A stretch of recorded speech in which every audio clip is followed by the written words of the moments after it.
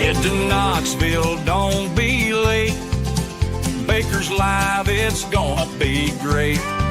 June 5th and 6th, mark your date at Dollywood, we'll celebrate.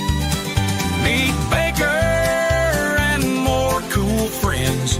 Live show magic that never ends. Come to Dollywood, feel the vibe. With great people there, it's gonna be a ride. Rides, fun, and meet and greet. Baker and pals, the crew's so sweet. Get ready for laughs, cheers, and thrills. Knoxville's the place, it's giving chills. Meet Baker and more cool friends. Live show magic that never ends. Come to Dollywood, feel the vibe. With great people there, it's gonna be a ride.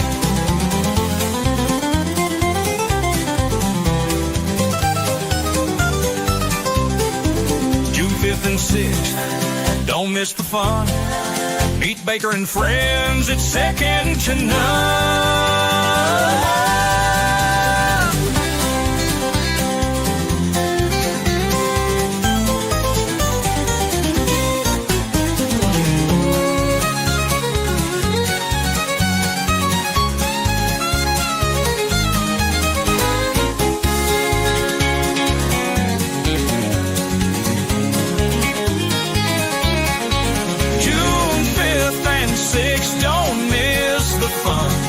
Baker and friends, it's second to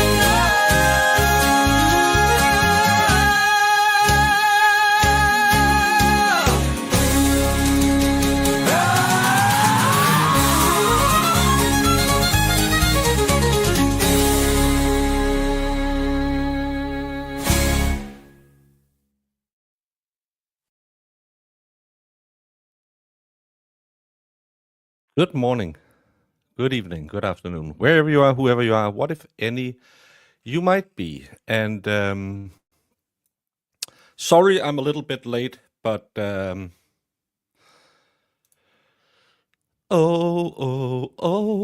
Jemima keeps dropping papers to me today.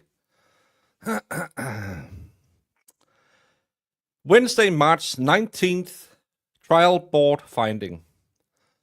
The findings of the trial board held on January 15th, February 10th, and March 13th in pursuance of personal order dated January 6th haven't been approved by the Colonel Superintendent.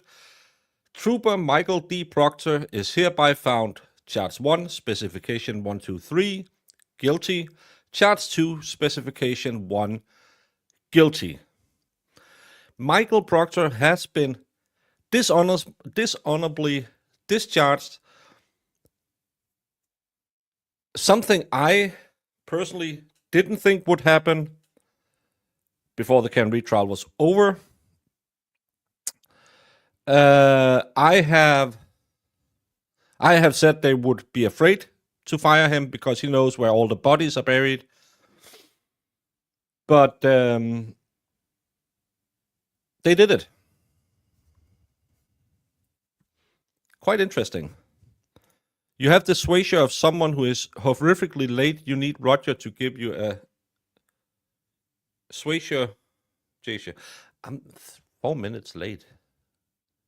But we can give you a little Roger. Because today has a lot of seizure. Okay. Do you remember any description as far as the size of these men?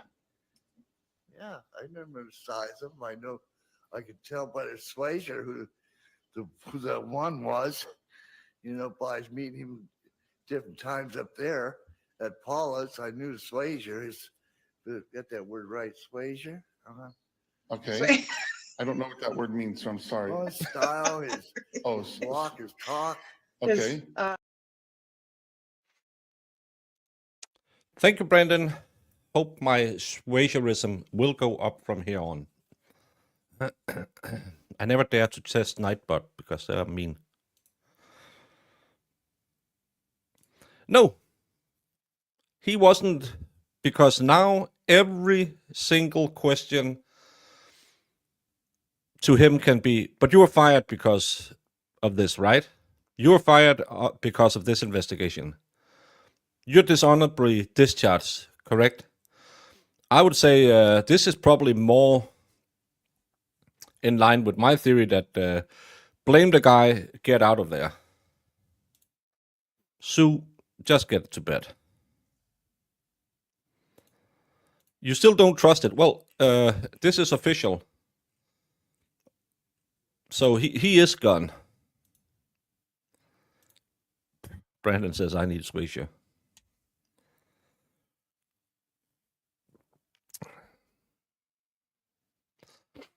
But one of the things, the first one is on various dates between January 29th and August 16th did fail to conform to the work standard established for members' rank, title, or position, and or did fail to take appropriate action on the occasion of a crime, disorder, and other conditions deserving state police attention. This occurred when Proctor, while assigned as the lead investigator in a homicide investigation. This is news. Because remember, he wasn't the lead investigator, according to them in the first trial, but he was the lead investigator. Sent derogatory, defamatory, disparaging, and or otherwise inappropriate text messages about a suspect in that investigation to other individuals. This action is in direct violation of Article 582. This is a Class A violation. Trooper Proctor on various dates, same period, provided sensitive and or confidential information about a homicide victim, potential witnesses, and or potential investigative steps in investigation to a non-law enforcement personnel. And this occurred when Trooper Proctor, while assigned as the lead investigator in a homicide, through his unprofessional and inappropriate conduct, created an image that he was biased in his dealings with a homicide suspect and or brought otherwise himself and the MSP into disrepute. This is where, if I was Trooper Proctor, I would go home and think, I don't get my pension because I'm dishonorable discharged. I don't get a paycheck. I can't become a PI. I have to serve as a greeter at Walmart from now on. Maybe I should start singing because they blame him for creating an image of bias by the MSP, probably because it is biased. And on July 19th, did consume alcohol while on duty and not in the performance of duty and while acting under specific orders from a supervisory member of proper authority. This occurred when Trooper Proctor consumed alcoholic beverages while eating dinner on duty and then proceed to operate his department-issued cruiser. This action is a direct violation of 510.4, Class B. To be determined dishonorably discharged. He's gonna go. But he can appeal it. The MSP believes they have enough there, so he won't win an appeal. But I would be on the horn right now, instead of going on TwitTwat and saying they made me a scapegoat, I would be on the horn right now telling everyone that Ted Daniels from NBC is getting my first call.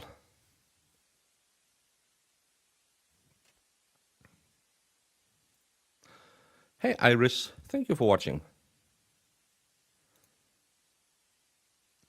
There's no plan behind it. Well, I said it when they threw him under the bus 2 weeks ago. I think the plan is this is the way out. Because Hanky Panky, the way he acted yesterday in the motion hearing, he's becoming more and more insufferable with his constant lies about the defense, all his claims that they are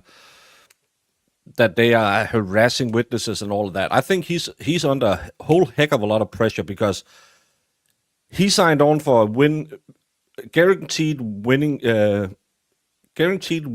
case, and what he got was a whole heck of a mess where the lead investigator has now been fired.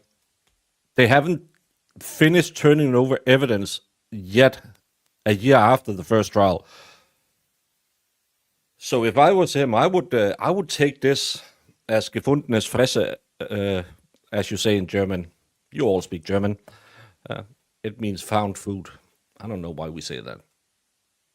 And I would say, well, we clearly can't win it because everything he touched is now fruit of a poisonous tree. Let me get out of here. Let me claim. I still think she's guilty. I still think she did it, but we can't prove it because of this a-hole. And one thing is, this is one case. He was also the lead investigator in the Walls case. How's that case going to go?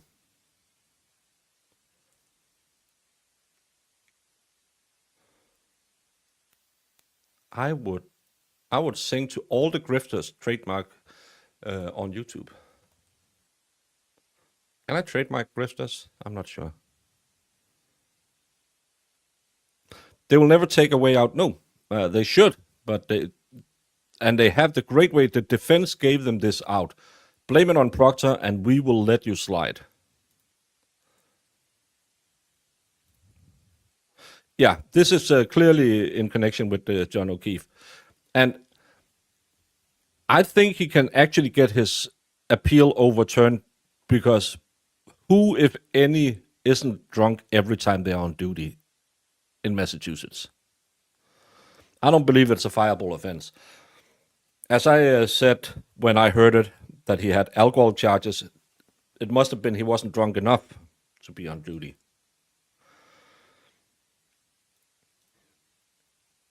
Good to know, colon. Oh my God, how many times did he say colon yesterday?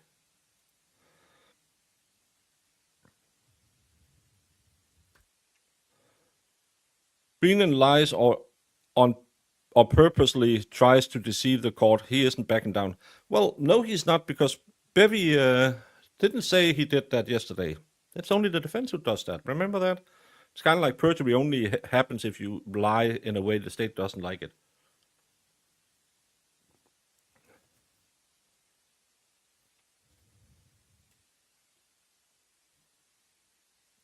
Yeah, and actually all of the stuff they claim is not reliable in this case is the same things they are claiming shows that Brian Walls is guilty. So, yeah. Why does he say colon? I don't know. I don't understand people who speak with an accent. I don't have an accent, so I can't understand why they do it.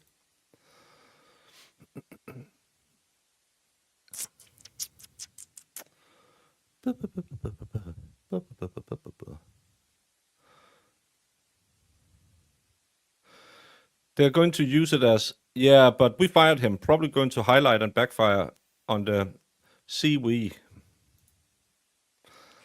I'm always cautiously optimistic that something good will happen. And this is the first thing positive happening in this case in a very long time.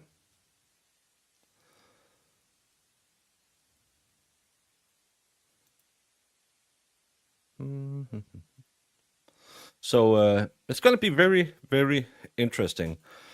And I bet you they will, Special Prosecutor Brennan will try and keep him out of court. He will try and limit the amount they can talk about it. But I can't see how they could get around it. I know in the Karen Thaler case, the lead investigator, because of his... We never really found out why they couldn't talk about it. They couldn't even mention him. So that's interesting. Why didn't they finish out the day? Nobody knows the White Claw we drink. Nobody knows but Beverage. Nobody knows why she don't work. Nobody knows but Beverage. Maybe because Hanky Panky had to be in Aiden's courtroom. I can't see why he needed to be in Aiden's courtroom, as he is not the special ADA who is charging him. But rumor has it he had to go over there. Because they don't like Colin either. He's a little punk.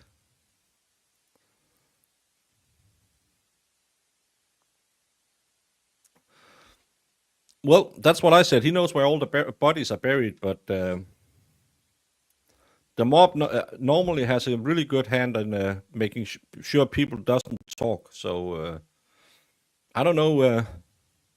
His family is out there today screaming they made him a scapegoat. If they feel that way, jiggle me, Proctor. I'll have you on to tell the true story about what happened. I would even give you 20% of the super chats during that stream, after taxes, of course, and my handling fee, and the international wire transfer.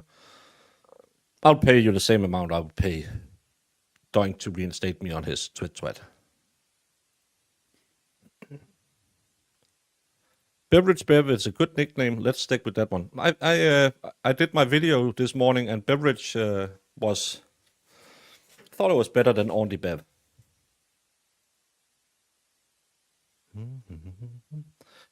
He couldn't watch on Zoom like the rest of us. I don't understand. In Denmark, we have a saying, if you watched my recap rant video this morning, you would know the saying, which is, the prosecution will always meet. It doesn't matter if it's Joe or it's Jill. It's the prosecution, it's the prosecution. It's not Special Prosecutor Brennan. Right next to Special Prosecutor Brennan is a guy who I was surprised to find out is 45 years old. Little Ally. Why can't he just argue the motions? Right next to him, you have another prosecutor. Let them argue the motions. Beveridge should just stand up and say, we're not doing all of these delays, guys. You knew this for months. If you can't clear your schedule, your second chair takes over. We have 3 lawyers on this case. Get your ass in court and get working. Instead, she'll just, I'll allow it.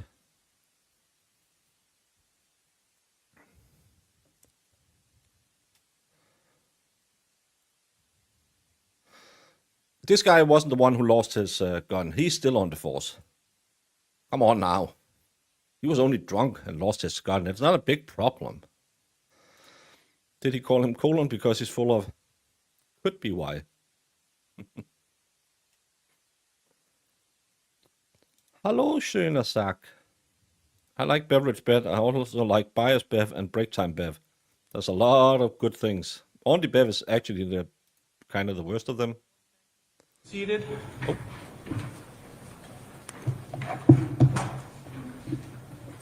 I'm sorry. All right, so we are back on the record in the state of New Hampshire versus Jason Levesque. This is 2024 CR 273. Counsel, yesterday the state rested. Attorney Sisti, do you have a motion to make at this point? I do, Your Honor. Thank you for the opportunity. First of all, I'd like to incorporate all the arguments that related to the motion to dismiss as already. Don't Yes, find the of course. microphone. We have alluded to that earlier. The state has rested. Self-defense, deadly force is still viable. And we would set forth that the prosecution has not negated it at this juncture. There hasn't been adequate response with regard to that position, whether it's being reflected in statements of both Jason and his daughter or reflected in the video. The last witness, in fact, confirmed that Jason would have been accurate by stating that it appears from the statement in the video that Violette initiated contact, that Violette stuck his face into Jason's face, that there were threats made, that Violette appeared agitated and upset.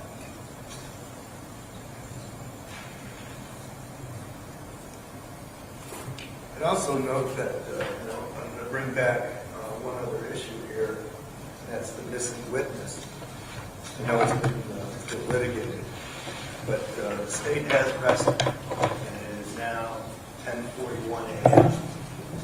On the 19th of March, in his trial, and he has not been afforded the right to confront his accuser face-to-face at this trial, contrary to the Sixth Amendment of the U.S. Constitution, Part 1, Article 15 of the New Hampshire Constitution.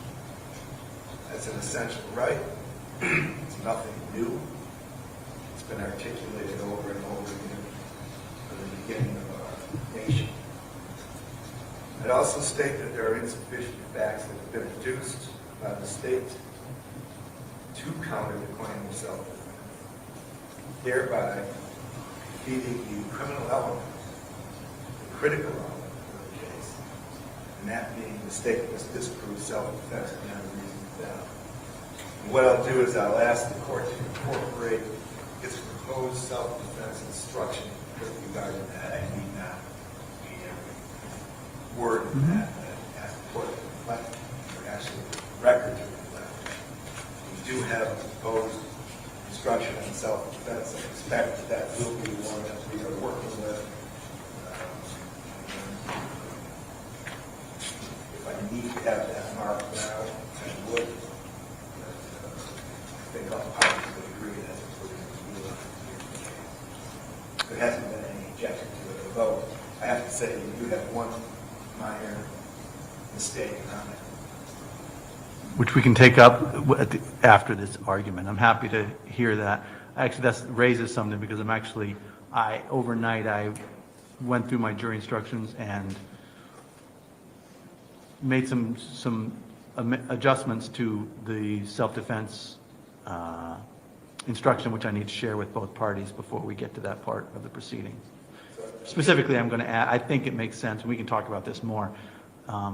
The self-defense instruction references serious bodily injury, but never defines serious bodily injury. And elsewhere in the instructions, I define bodily injury because of the First Amendment, the first degree assault. I think it makes sense if I'm going to say something about serious bodily injury in the self-defense instructions that I should define serious bodily injury. So I've added some language defining serious bodily injury, and I've also just changed a little bit of the phrasing for grammatical, editorial reasons. But I want you to see that before we get to it.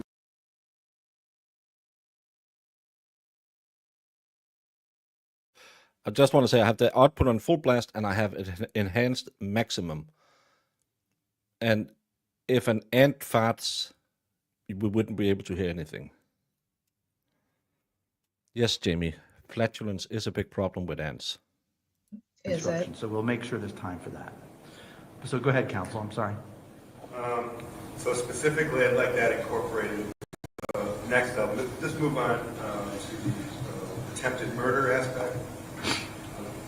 Again, I think there's a flaw there with regard to the mens rea. It requires, with regard to that particular charge, the information, videos, and testimony indicate that we're dealing with a reaction not initiated by Jason to the actions of the alleged victim, which would fail to establish that Jason had requisite mental state at the time of the shooting, and would also establish that he didn't have the purposeful intent to kill her. I know that there is after the fact video that's been introduced at this trial, but the after the fact video does not necessarily reflect an instantaneous reaction of an individual to this position. And then I'll just incorporate the self-defense argument that I've already made with regard to the first-degree assault indictment. Those are the basic areas that I'd ask the court to reflect upon and would ask for dismissal of both indictments. Thank you. State? Thank you, Your Honor. Specifically regarding the self-defense argument that defense has raised, and I think it's important we remember that the view the court is to take in this moment is in the light most favorable to the state and all reasonable facts and inferences in that view. A reasonable jury could absolutely find that the state has overcome defense's affirmative defense of self-defense in this particular case. The jury has seen numerous videos in this case that demonstrate that any kind of altercation that was previously going on between the defendant and Mr. Violette, any kind of previous interaction outside in front of the plow, had ended at the point wherein the defendant pulled out his gun and aimed it at Kyle Violette. They were many feet apart at that point by all estimations, other than I believe the defendants the night of, 15 feet or more away from each other. Mr. Violette was going back into his own home. By Detective Daney's testimony, which the jury did hear, you can actually see in the shadows. He was in the way court that half a the year feet were ago. turning, so even after he had turned back to look at the defendant, the victim's feet were moving in a way that he was turning further away after he. Anime, don't become a live court streamer. Someone reached out to me today and said, hey, why don't you do more of the deep dive recap videos? There's a lot of views on that. Because I'm an idiot. I started this. I should do one video a week and have a million views, Jamie. Wait, I'm sorry. I want to read that. What? What?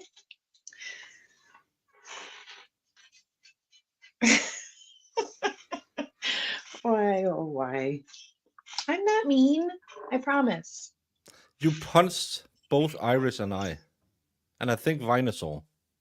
Out of love. Yeah, that's what every abusive spouse says. And wait, it wasn't a punch. It was a slap. We were laughing and I got excited. I wouldn't have punched you if you didn't make me do it. You know I love you. Saw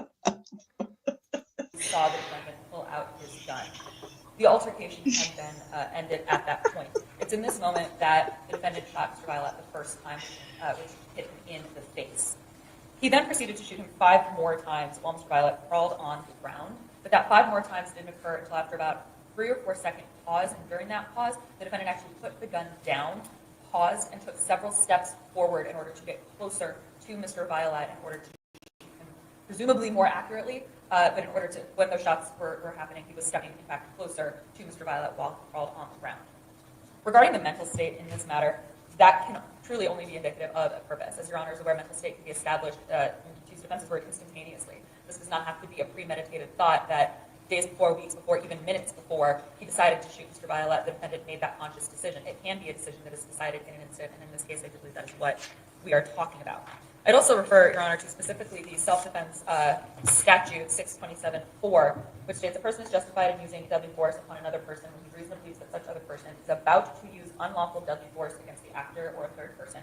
Specifically regarding, that does seem to be the main focus here. There are additional other times where the statute allows for it, but that seems to be the major issue here. There's no issue of burglary or kidnapping or anything along those lines. There has been no allegation that Mr. Violette had a weapon.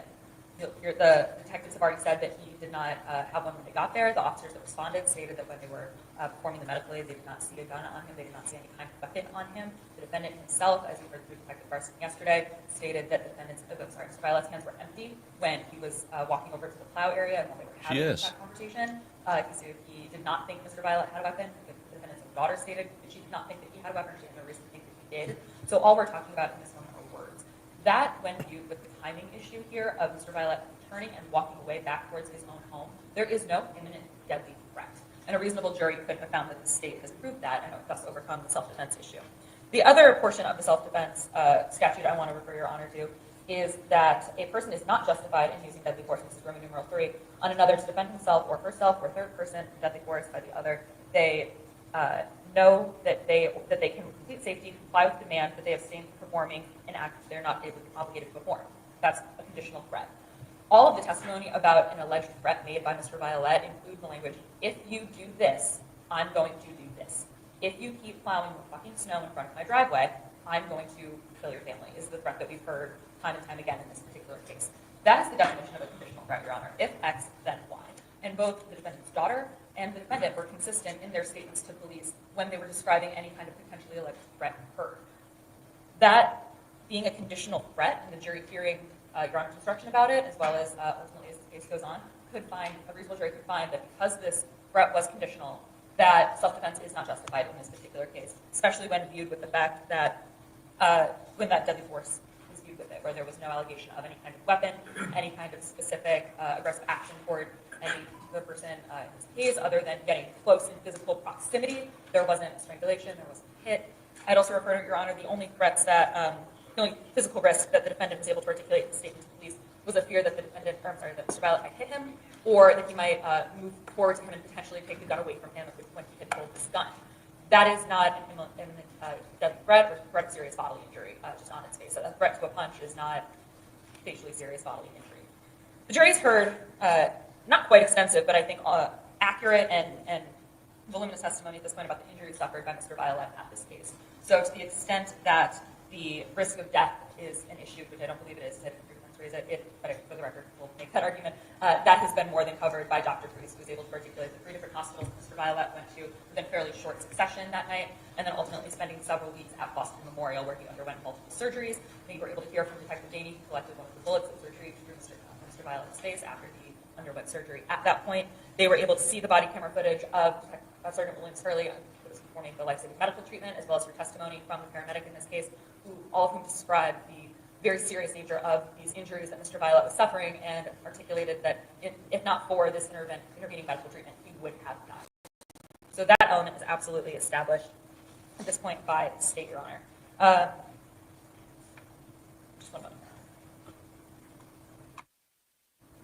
It's for those reasons, Your Honor, that the state does believe a reasonable jury could find, in the light most favorable to the state, that not only has the state proven these charges beyond a reasonable doubt, but that we have actually overcome defense's self-defense claim by defending them. Okay, thank you. Very briefly, Okay. Of course, the court knows that there's no need for a weapon to have been found. Interesting argument. It's also relevant. I can't hear shit. Actually, that is a fact that's been mentioned. With regard to Kara Violette, Kara Levesque's testimony, she did state that she felt threatened and that they were dangerous. That's uncontradicted. I'll also state that physical motion, physical activity can act as threats. Those would include surprising somebody, coming up on them without notice, and physically sticking their face in their face, unprovoked and uninvited, and in total context of the situation. This not only was not a conditional threat, it was actual physical threat. And with an actual physical threat, we do not think it's around conditional or otherwise. But there has been information produced that, in fact, her testimony was stated that there was an actual threat. She sensed it. So with that, Your Honor, I will rest out. Okay, thank you. Having heard from both parties, having reviewed the evidence in this case myself, I'm going to deny the motion. I think viewing all of the evidence in the light most favorable to the state, as I'm required to do at this point, and drawing all reasonable Smallest inferences surprise from of the that day. evidence, as I'm required to do at this point, I believe that a rational juror could find the defendant guilty beyond a reasonable doubt. I think the state has presented enough evidence, even without the victim in this case, to be able to potentially disprove self-defense. I think a jury could have doubt about all 3 of the prongs, basically, of the self-defense instruction. That is, whether the defendant actually believed that there was an imminent threat of serious bodily injury. I think the jury could conclude, based on this evidence, that even if he did believe that there was such a risk, that it wasn't reasonable.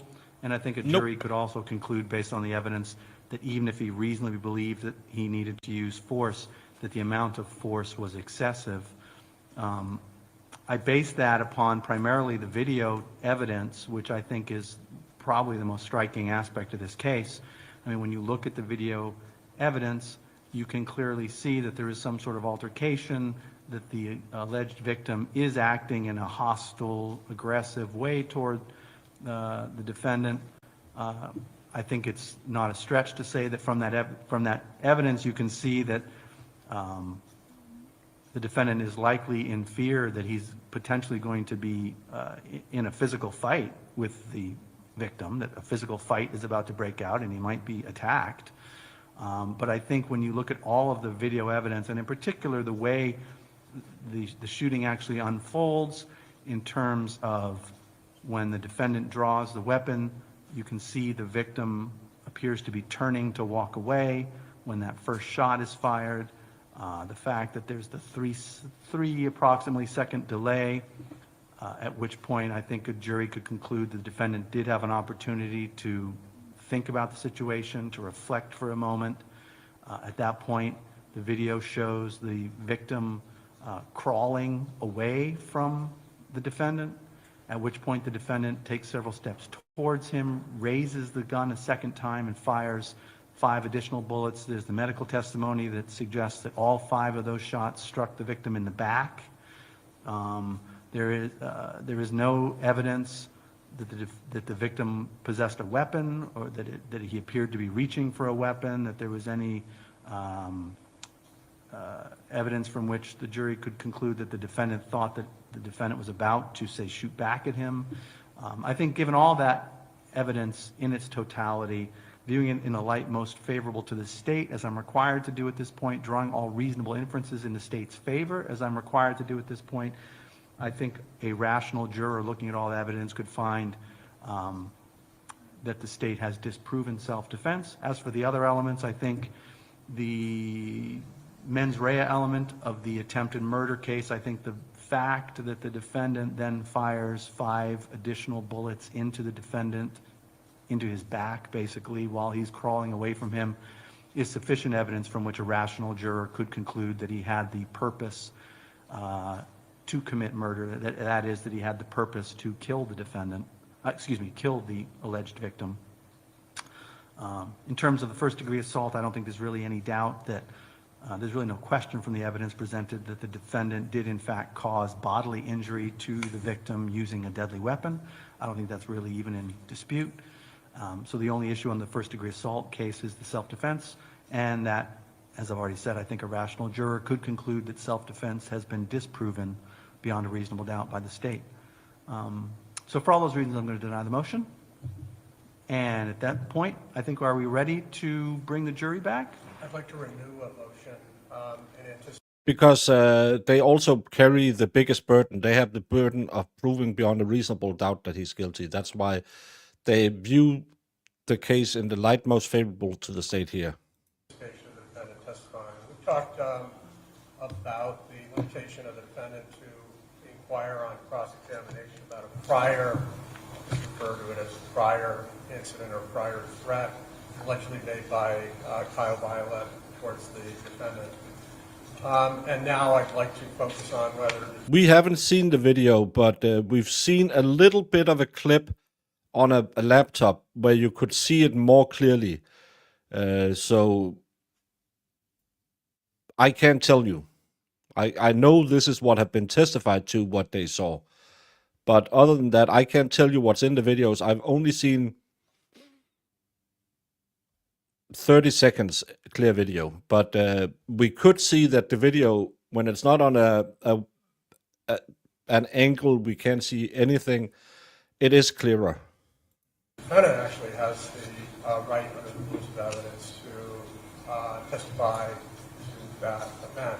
Well, if you don't do that, then the defendant just have to sit and wait and stand up and say, "Hey, Your Honor, I'm a defendant." And then the state could just say, "Well, yeah, nothing favors us, so sorry, we did catch you with 4 dead bodies and you attempting to stabulate someone, but again, it could have been an accident." That's not how it works. That would make it impossible to have a case. My position is that analytically it doesn't change, that I'm certainly aware that in self-defense cases, instances first time you ever of made sense, pertinent character traits known to the defendant can be addressed. I don't think that Newell changes the analysis between how that evidence comes in, as opinion evidence in non-specific instances. I also would raise a 403 issue on this particular prior threat. Here's the basic claim that Jason Levesque made during that police interrogation or questioning. He said, probably 2 months ago, but then when asked for some type of framework, he said, well, it was in the fall, it may be early winter. That would be like November. He was out doing some chore on his porch. He says that that Kyle walks by and calls him a rat and says, if you call the police again, I'm going to fucking kill you and your family, invoking the exact same threat. But what he says transpires next is absolutely nothing. In other words, even assuming that there was a threat made some 6 to 4 months earlier, the relevance of that in terms of a self-defense claim against the use of deadly force is highly attenuated, but still quite prejudicial, and unfairly so.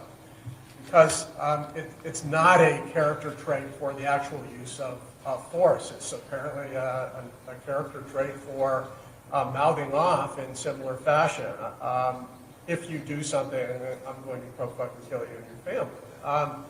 That has very low probative value, and in fact, even assuming it's true, it doesn't change the dial on his ability to use deadly force in a given instance, some 6 to 4 months No, later. just a motion to dismiss, and then I object. they are arguing what he's allowed to talk about doing his, if he takes the stand. Thank you. Attorney Sisti? Jason's going to take the stand. We expect to go into that claim. That's one of the factors that was going through his head at the time. And basically, this is an interview, no barred, hearsay. This is not hearsay. This is what he actually experienced. And I think we actually discussed this at the bench. In fact, my understanding from the court was certainly come into the defendant if he takes a stand and not through the investigating detective through a type of a hearsay exception. And I don't agree with that right now. And we're prepared to come to the stand and elicit all Why can we hear a guy shuffling papers but not the lawyer? as to why he thought at the time, on April 4th, that he had to act in self-defense, and that he did have contact with Mr. Violette. Certainly wasn't pleasant, and in fact, it involved an actual threat to him and his family, much like that, which took place on April 4th.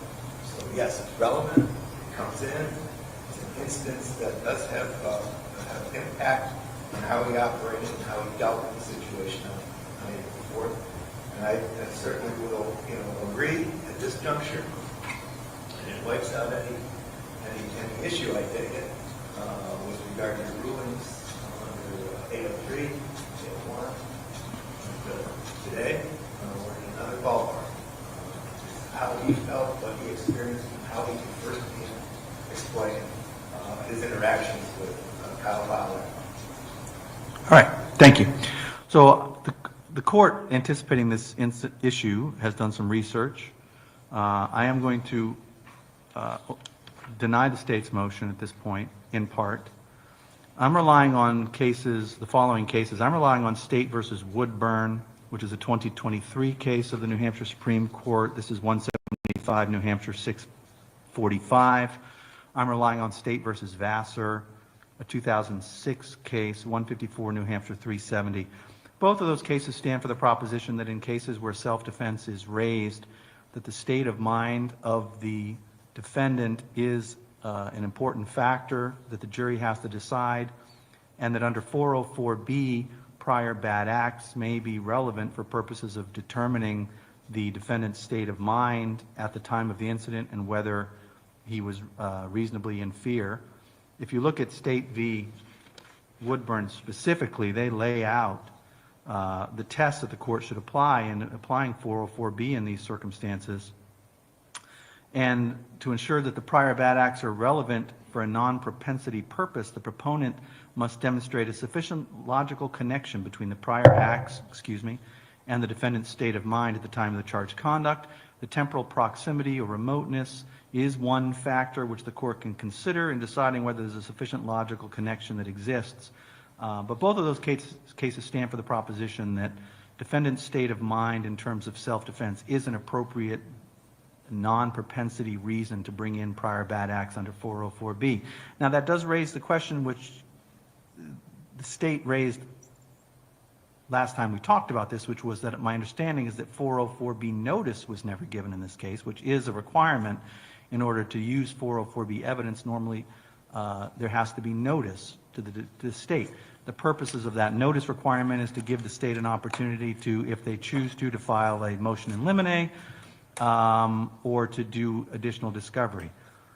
Now, on the other side of that calculus, the state clearly was aware of these. Judge, on the notice issue, the state way. Okay, I was about to get to that. I think the state had notice of these statements, knew about them all along. So I am going to limit it to the extent that the defense intends to introduce prior bad acts by the alleged victim that go to the defendant's state of mind.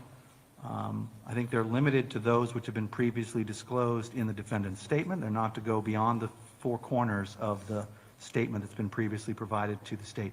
I did review Newell as well, counsel. I looked at it. I think that's a slightly different issue there. Newell is focused on the character evidence side of this. In that case involved a prior criminal conviction that they were trying to bring in to show character specifically. It wasn't dealing specifically with prior bad acts directed at the defendant by the same victim. And that Woodburn is on point on that. All right. So with that, I'm sorry? Yes, please. Yes. Let's get a sidebar. Yay. We're going to take a 5-minute recess. Oh, We're then God. going to bring the jury out, and we're going to start with the state's case, defense case. Very good. Jamie, what do you think about Proctor being fired? Good. It's a long time coming. You're so mean. Think about that poor wife of his who... I don't care about any of those people. They're trash. But he's innocent, Jamie. She was crying on television the other day saying he's innocent. And you know me, I believe women. Hashtag Yeah. believe all women. Yeah. Yeah, right. Cry me a river.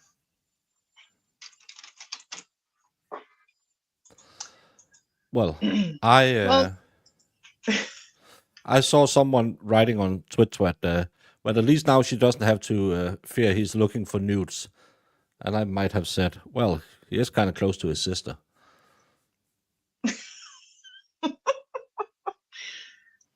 just think they're all whacked in the head if they think that his actions and the things he did were. Jamie, should a man put on fake eyelashes to go with a man bun? It might help because I hate man buns. Ugh. You had a shirt that said, I didn't slap you, I high-fived your face. Jamie needs one of those stat. I just got really excited. We were doing that's something, what I, we saw something, and also when I'm laughing, sometimes when I'm laughing in like real life and with people, like I'll kind of like, I don't know, I don't hit hard. I just like, I just paw at you, I guess. That's what I would call it. Yeah, and you just slipped down the stairs. You're going to tell that to the parole officer tomorrow, Jamie. She's actually out on Twitwats today. Maybe I can find her statement because it's not like we have anything else to do. Her statement was slightly... Exactly, Sue. Slightly late in French. Can I find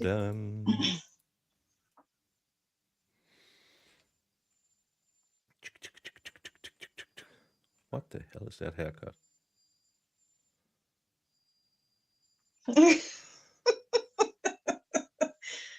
I shouldn't look at stuff. Statement released by the family of now fired former trooper Michael Proctor. We are truly disappointed with the trial board's decision as it lacks precedent and unfairly exploits and scapegoats one of their own, a trooper with a 12-year unblemished record. Despite the Massachusetts State Police dubious and relentless effort to find more inculpatory evidence against Michael on his phones, computers, and cruiser data, the messages on his personal phone referring,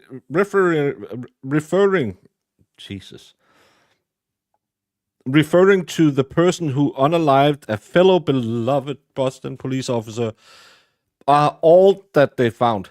That's enough, you idiot. This is why he got fired, because he was using knowledge about Karen Reed to spread to his friends who has no right to know anything about who she is, her medical history, or anything else. And you're Well, here's the thing too, is they keep saying his unblemished record. It's because he never got caught.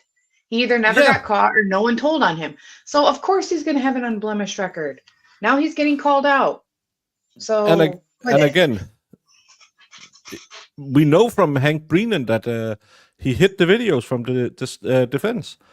The messages prove one thing, that Michael is human. I'm human, and I have never, ever, never shared any personal information I have had in my 14 years. I have a longer unblemished record than Michael Proctor. And it's 14 years in court now.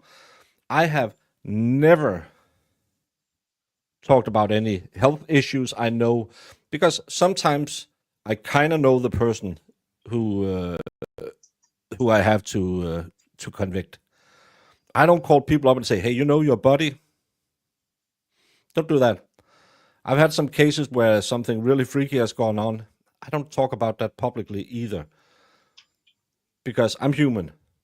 He was making fun of a person who has a severe illness, and to protect his fellow trooper, he was so human that he had to say she has no ass, she's a whack job, well, she's a C word. Yeah, he's just human. Very Well- human of him. he obviously is not a good human. He's a trash human. But this was on, I mean, these were, yes, it was just personal crap he was doing, which he shouldn't have been doing, don't get me wrong. But he got caught. That's the whole thing. He got caught with his pants down pretty much. And that's what happened. Yeah. It just Time to shows face his the true music. colors of like who he truly is. Yeah. But like, I mean, I'm sure we all do it at some point, but like, we're not, once you're caught doing it, you gotta own up to it. And his whole like, oh, I'm so sorry for everything. No one believes you, because you're not sorry. You're sorry you got caught. He's You're not sorry you corrupt. did. He's not incompetent in his role as a homicide detective, and certainly not unfit to continue. No, that's because the MSP is a shithole. Proctor and his detective led a meticulous and thorough investigation of integrity. And despite today's wrongful termination and great harm and defamation, this case, defamation is only if it's a lie. This case has inflicted on him and his family. Proctor still believes justice will be served. He's grateful for the unrelenting support of the union and the men and women of the MSP. His heart is always with the family of Officer John O'Keefe, who continues to endure the prolonged and unimaginably nightmare. Because you're a shitty detective who messed up the investigation. And how many others? I mean, come on now.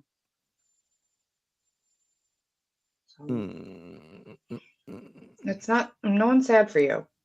Oh, he's taking the stand from the stand. Oh, it's going to be an easy day today. If Cooper Proctor doesn't find another good job soon, his faithful wife's support will wane. Speaking of Wayne, I bet that's a new boyfriend's name. Yeah, and it's not that unblemished. He got fired because his wife wouldn't shut the... Yeah. Proctor was too dumb to resign to save his pension. I said that they really wanted to send a signal when they fired him without his pension. I believe all women after they have been slapped around a bit. That's called the Sean Connery method Brandon is living by. Oh, Apparently, way woman truth. That's how I interpret this pictogram. I don't interpret it in any other way, YouTube, because we don't condone that stuff on this channel. Well, Jamie does, but I don't.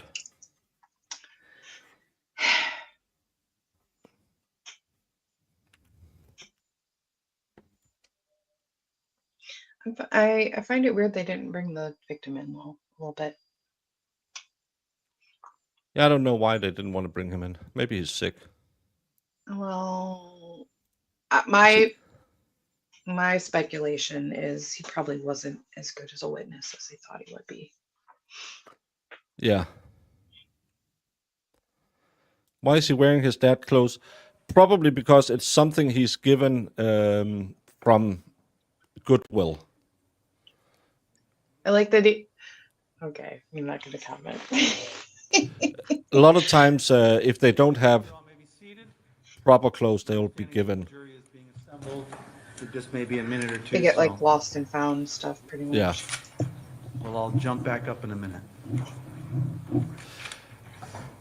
I don't know if it turns Karen's case in a whole new direction, but it's going to be fun because they can impeach him with it during the trial. I have So, but jury you're fired, right? instructions to This hand is still out an to everybody. investigation. You got fired because of that, Can you give one of these and he has to say, no, because I was drinking on the job. And I was lying a little bit, but who doesn't?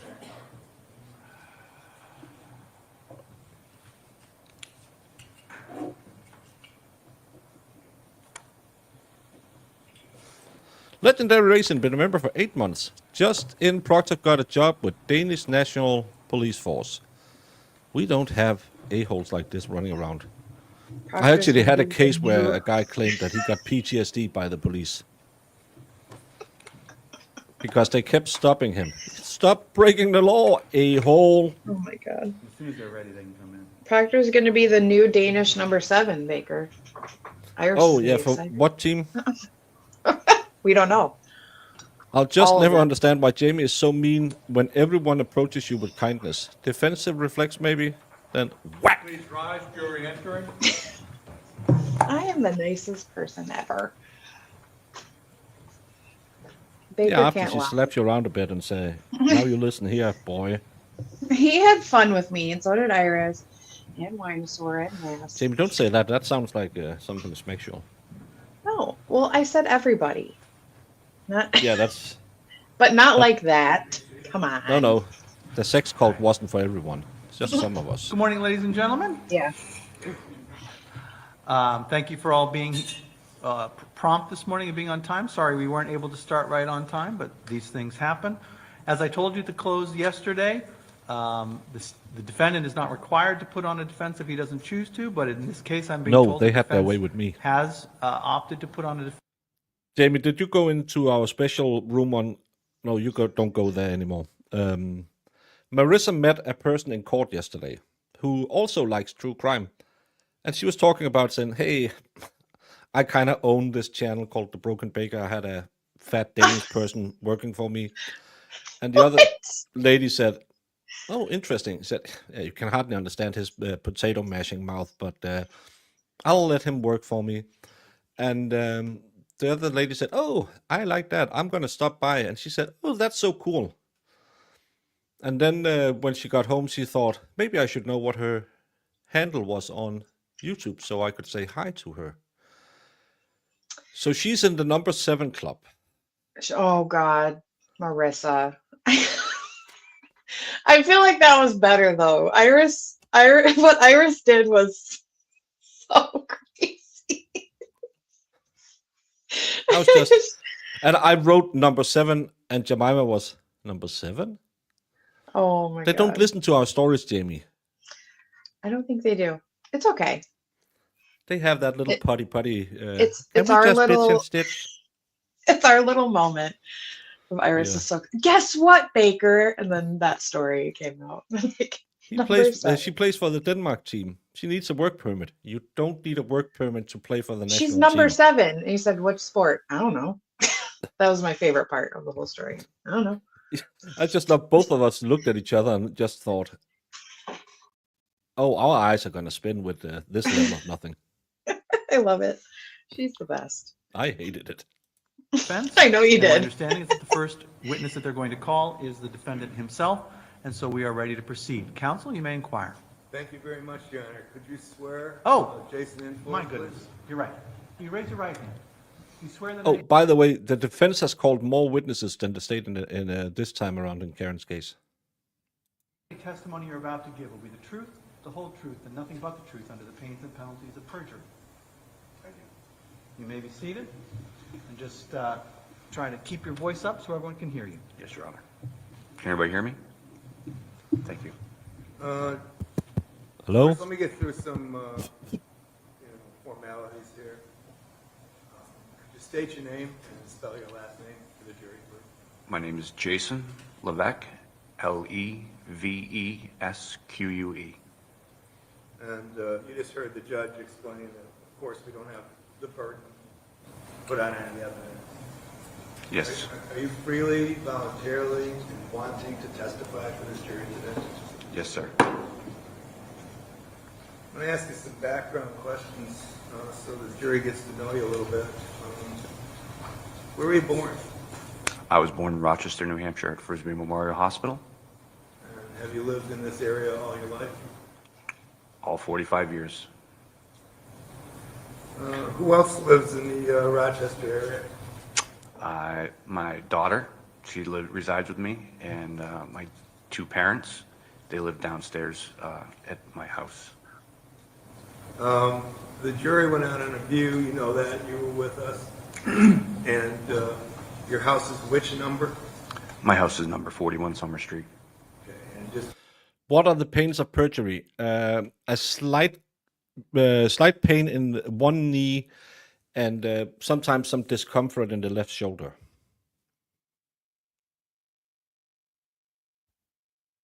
Come on, Jamie, that was a good joke.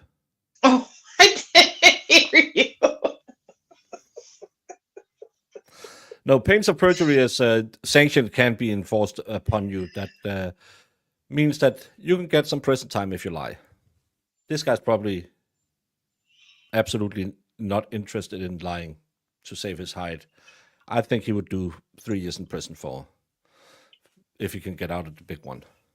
Mhm. What about colon discomfort? Sometimes you can have a little bit colon discomfort as well.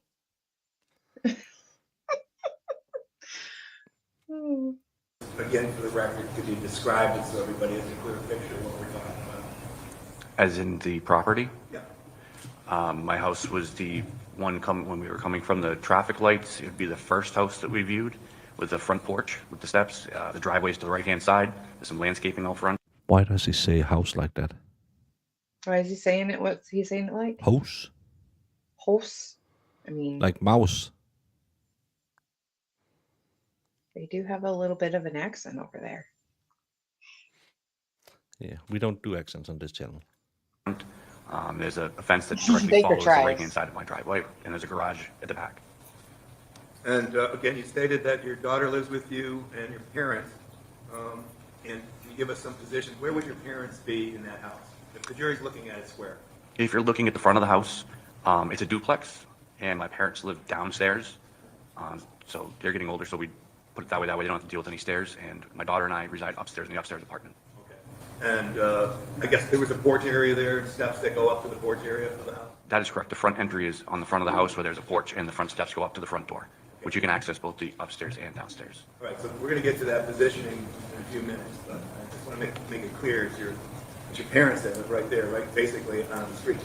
That's correct. Their bedroom is the front room of that downstairs apartment. Their beds are right there at the window. Now, you mentioned your daughter. What's her name? Her name is Kira. And how old is she? She is 20 years old. Can you give us a little She looked history with her? 15. She was I take it you're single, suggestively Bob? stroking that bunny. I am. And, how long have you and Kara been a team? According to Urban Dictionary, most colon discomfort is caused by being around Zach and Abaldo. I have noticed I have a slight pain in my butt every time I talk to Zach. No, stop it. Thank you, Brendan. I received sole custody of my daughter when she was approximately 16 years old. She's lived with me all her life. We've always lived together. However, there is some issues with her mother, and her mother's left the house. And I received sole custody of her, I believe, approximately 15 or 16. It was 2019. That's because he was a pain in the butt. And she's been with you exclusively. Yes. And can you generally just tell the jury what kind of relationship you have with her? Sorry. My daughter and I have a very close relationship ever since she was a young child. She would go out with me when I was doing heating. She would on call with me, or if we were plowing, she'd go plowing with me. You okay? He looks like She a used Danish to handball operate the player. plow for me even when she was younger. She used to find great fun in that. I can't remember the charges read, so we have to wait for jury instructions. As she got older, she started working. So she didn't want to drive. She had a little accident when she was learning how to drive, went through my parents' garage door at their previous house. So until she was 18, she didn't get a license. So I had to drive her back and forth to Rye every day for her job. Also, when she was in high school, she did an internship as a teacher at an elementary school in town. So I used to have to drive her there every day. Her and I were very close. Always have been. Where did she go to school? She went to elementary school at Chamberlain Street School in Rochester, then to Rochester Middle School. Then she graduated Spalding in, I believe it was 2 years ago. I think it was 2022. And then she moved on to Southern New Hampshire University. Right now she's taking a pause from college, but I believe she's enrolled to start at the University of Arkansas. Very proud of her. I am very proud of her. Sorry. Do we like the University of Arkansas, Jamie, or do we hate them too? They are the Razorback. I have Jury no, has I have no heard opinion on that. a couple of folks, two of them that live next door to you. I mean, did you have any kind of relationship with your neighbors of any significance? Which ones? Well, let's go through Kyle's daughter took the stand. You saw her. I did, yes. Did you know her or have any interaction with her ever before? I did not know that there was a young female living there, no. And again, how long have you lived in that house? I lived in that house 20 years. 20 years. Yeah. And then you saw, I think she's referred to as Kyle's girlfriend, the mother of the child. And you saw her testify as well. That's correct. Did you have any interaction with her? I did not have any interaction. However, I did know that she did live there. I frequently saw her coming and going. But not even a hello or anything like that? No. Now, I want to ask you about the other person that lived there, and that's Kyle himself. Did you have any kind of relationship with him? Before that evening, I did have one interaction. That would be in sometime, probably October or November. In the fall, I was out front pressure washing my house, and a gentleman came out of that driveway, was don't running really- around, well- acting kind of crazy. My team has the Tigers, and our basketball team has a rabbit. Baker doesn't know who the Danish national team is, though. No, I don't know who number 7 is on the Danish national team. Oh, But we don't my do God. well. We do mascots for football and for basket, but it's not the same. We don't have that fan culture like you all have, so, because it's not school. You choose your team here. You're not forced to love teams like Jamie forces you to love the Ohio State Cornhuskers. Looked at me and said, "You fucking rat! I'll kill you and your family." Okay, let's hold on here a second. This is October, November of Yep. 2023, right? Exactly, Sue. And you were in front of your house doing some chore. Yes. We are multiple times handball world champions, European champions, Olympic champions. We are European champions in football. I don't think you Yanks have won anything in football. Just saying. Had you had any kind of contact that would have elicited that kind of reaction from him prior to him coming over and confronting you? No, I did not even know that he lived there. I'd only seen his girlfriend, or Angela, was the only person I'd ever seen coming and going from there. And again, explain to the jury just what this guy did. Stop it. He was running around in his driveway very erratically, and said, "You fucking rat! I'm gonna kill you and your family." It just kept moving back and forth. So at that point, I decided it was just best to go in the house and leave the situation, not to antagonize him or even engage with him, not knowing who he was or what was going on. And then went inside and told my parents, just keep the blind. No, the victim hasn't testified, and they were talking about it yesterday, having an instruction for victim not testifying. And I don't, so the state couldn't, the defense couldn't raise it or something like that. And we have never lost a world championship beach throwing, not in 1,000 years. It is weird. Give us though. a sugar beet and we will hit you. It's weird that he didn't testify, but that's just me. blinds closed on that side of the house. Hopefully he'll just leave us alone after that. Right, so you went inside and you informed your folks of that? That's correct. And did something happen just shortly after that as well? Later on that evening, I was outside working in my garage. I had exited the garage to go into the house, and he and another gentleman were walking by. He came into the driveway and said, "You fucking rat, I'm going to kill you and your family." At that time, I went back into the garage and closed the How door. many times have you said that to not him? engage with him. So, I mean. He likes to use that phrase, apparently. Was that a threat towards you Yes. and your family? Yes. Nothing conditional about that? No, sir. And did you understand it as a threat? I did. And how did that Yes, they were used. How did that stay with you? It made me nervous. At that point, after that, I installed some security lights, some security cameras. That way I could keep an eye on things and just, I didn't know who he was or what it was with him that he didn't like me, but I wanted to be more vigilant after that to make sure I was aware of my surroundings. So after that, what did you do? I installed some security cameras and some security lights, motion lights, so if somebody comes on my property, it lights up at night so I can see there's somebody there. Now, we pointed out some cameras at your place when the jury was taking a view. Were those some of the cameras you installed because of that event? Yes, I installed 12 cameras, 2 1-terabyte hard drives. Each camera is covered by another camera, and every entry to the house is covered by a camera. And that was triggered because of that content? Yes, sir. Did you also alter any behavior with regard to your daughter? I did. Can you explain that? After that, my daughter, she works at the pizza place. She had been driving at this point. She comes home at night. She had been aware of the altercation. I was concerned, and she was concerned about coming in the front door, seeing as the property's right there. So she would call me when she was on her way home, and I'd meet her at the door and make sure, or go out to the car and make sure she got in the house safely. So you basically were escorting her in after work? That is correct. She would call you in the driveway and you'd go down together? She typically called me coming down Eastern Avenue, which is the road right there by the post office. Okay. Then you meet her outside? That's correct. Okay, let me jump to, I'm actually going to jump to April 3rd. We've been hearing a lot about April 4th, but wow, but your day actually started April 3rd and it was continued, right? That is correct. So why don't you explain to the jury about what time did you get up on April 3rd, the day before the shooting? I woke up around, I believe, 8 o'clock. I had some breakfast. I was redoing my dining room, doing floor and painting. I wanted to try and get the painting done before I went to work. I knew that snow was coming. However, we had not got a time that we were supposed to start yet. So I pretty much took the day and I finished cutting in all the dining room and doing the painting around there. It was approximately 6 o'clock in the evening. I received a text from my boss saying, "Looks like start time is going to be 10 p.m. I'd like you to do what we call a sniffer route, go around and start driving through the properties, seeing if there's snow accumulating on the ground, and seeing when we should start calling in other people to take care of those properties." Okay, so between 8 and 6 in the evening on the 3rd, had you taken a nap or rested or anything like that? No, I did not. I anticipated the snow starting much later, so I figured I'd have some time, but I didn't really have time after he called. I needed to clean up all my supplies, have something to eat, and get ready. Right. So at or around 10 o'clock, what do you do?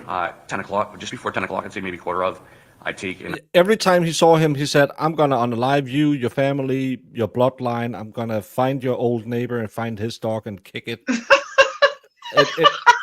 It's a bit too much. Jamie, don't laugh at kicking dogs. That's mean. So extra. Oh my god. Hey, But yeah, I agree. Like every time he sees this guy, it's just a threatening the office family, and I'm like, that's weird. You scared of your mom? And then he walks on. Stop it. Well, if you're doing it inside, you can do it. Maybe I should do that next time I see Jamie. You want to do it? And she just slaps me around again.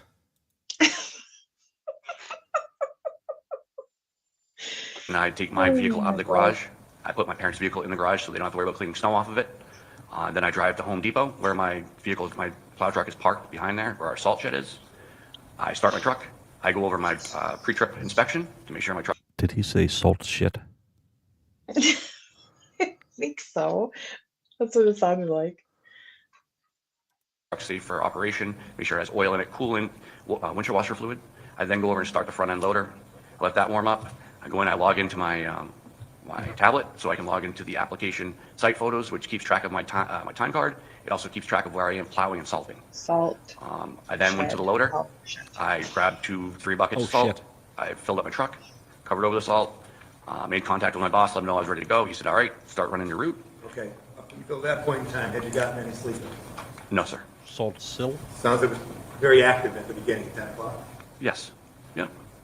Who do you work for, by the way? I don't know if you ever- I work for North Atlantic Snow. And how long have you been working for them? Worst job in the world. This was There's in never my- any this snow last up year, my there. third I season. know. Third season? That's correct. When it's not snowing, how do you make a living? When it's not snowing, I do car audio and electronic installs. Where do you do that? I do some on the side at my house. I also work from time to time for Speed of Sound in Somersworth. All right. So what was your agenda starting at 10 o'clock? What were your- In the military, we all did a truck inspection because we have to sign off that we did we called it a 124, where you check the blinker fluids and that the weather gauge is pointing the correct way and everything. We all did it by just signing the book and getting in, starting the truck. If it started, it was fine. jobs? Give the jury an idea of what you do. I mean, most of us are in bed when you guys are out doing this. Correct. What's going on? Marissa, So talk I to start. We do all commercial application or commercial properties. We do big box stores, like I said, we start at Home Depot. We also have government agencies. We do district courts.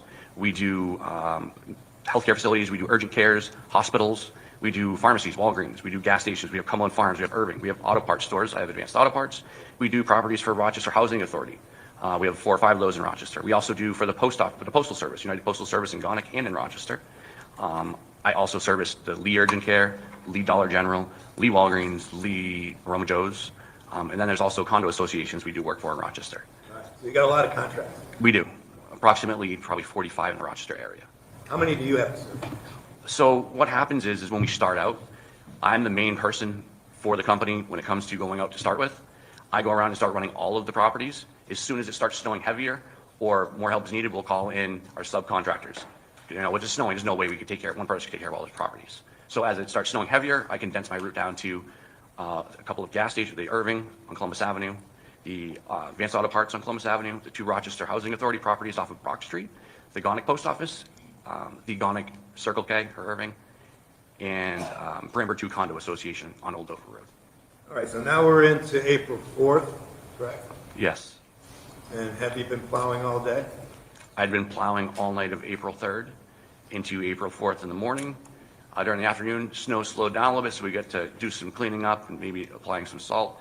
And then April 4th in the evening, it started coming down pretty well, which that evening was the first time I've ever experienced thunder snow. I don't know if you guys know what that is, but it was coming down at a very heavy clip.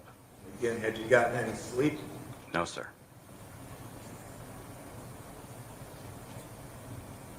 At some point in time, did things slow down? Did you get to start For thinking the salt maybe it's shit time to go found. home? Thank you. So later Unbalanced. on, in the day on April 4th, it definitely started to slow down. I got a call from my boss, I'd say around 9 o'clock. He asked me if I had any salt left on my truck. I said I did.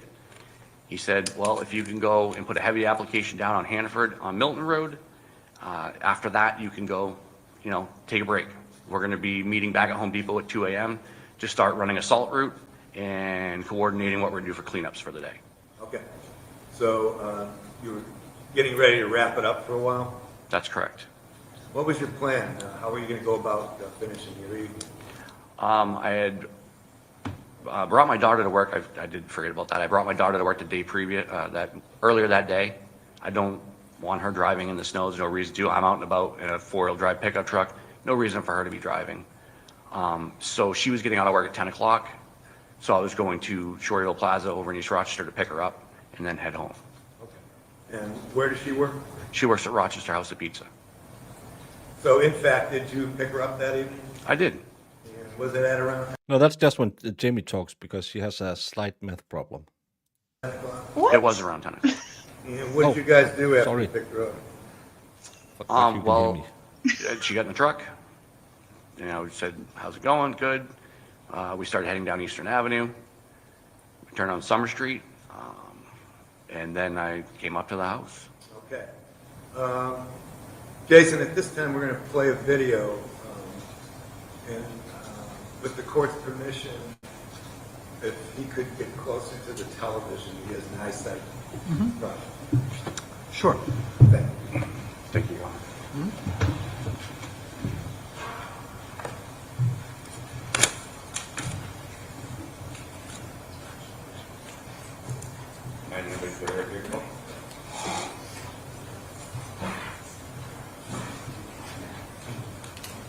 Well, I only said in court, but Jamie, when she, it was such a weird request. Can we go somewhere and find some meth? I said, it's not a big thing in Denmark. She said, it's not because I have an addiction, it's because it helps me with my diet. Yeah, Okay, we're gonna and start this. it'll keep me Ask awake. questions as we move along. You recognize that area? I do. This is my house right here. This is my front porch. Your daughter shouldn't by any way be playing for the Danish team. Let's see if we can see anything with this guy standing there. He really should get a 3 size smaller jacket. Front steps. That's the utility pole that we saw when we were out there. Okay. And the utility pole, that's become kind of a focal point. Where is that actually located? So that utility pole is approximately even with the post on my steps right there. Somewhere around that area. This is a landscaping timber with approximately 4 to 6 feet of grass that's on my property. Landscaping timber runs along the property that runs 43 cents. So how far in toward your house is that pole? In reference to 43 or towards my house? Well, I mean, in reference to the driveway. It's approximately, I'd say, 6 feet to where the driveway starts. Actually, to the pavement, it's probably about 10 feet. There's a small grassy area on that property as well. All right. Okay. You want me to play with Who's that guy? That's me. I'm pulling up. Before I start plowing any property, I assess the property to see where the old snow bankings are, if anybody's been there to plow it. Even though it's my house, I do have my neighbor at 39, he helps me manage the snow. I noticed that the banking is still there from the plow, so I'm going to back up. I'm going to take most of that snow and plow it into the area of the fence at 39 something. We're in agreement that because I don't have a lot of place to put snow, I can put the banking there. All right, so when you're banking snow away from your property, it's going toward 39. 39, that's correct. Does it ever go toward the home of Kyle Bauer? At this point, I want to take most of my banking. As you see, I'm going to come in and grab it again, and bring it over and put it on the lawn of 39. Because there's no place to put snow over here. As it just continues, you'll see. Jamie, in a murder trial, did you think we would be getting the ins and outs of snow plowing? No. That's weird. Yeah, When I like I turn the see truck what he's around, doing, but he needs to I'm trying talk to- about what happened and how he felt threatened now, and he had to do what he did. Like, get to that. Yeah. Come on. Chip, chop, chip. It's really, yeah. Pick up the small amount of snow that's right here on the sidewalk, and you'll get a better view from the other camera. The sidewalk is cleared by the city, and the snow spills out the side of the plow. I want to clean that up so I have a clean sidewalk there. Okay. And that's when I bring it to right here, a small bank, just what's spilled out right there. Okay. But I want the I can majority put of a the snow to pole go that way, because he also coordinates with me. We take most of the banking from in front of his house, and we bring it behind his house to the park. You're talking about 39, number 39, that's correct. All right, let's watch this for a second. Really see okay? As you see, I'm slowly trying to collect the snow with the plow V. That way I don't make a mess of what the city's done, but I'm trying to grab all the snow. Okay. If I leave a banking there, when it melts and refreezes, it becomes icy, or it's water we have to get through to get in our house. Hey, let me ask you a question. Yes. Did anybody ever ask you, did Kyle ever ask you to plow his driveway or plow out front of his house or anything? No, sir. Did anybody from that property ever ask you? No, sir.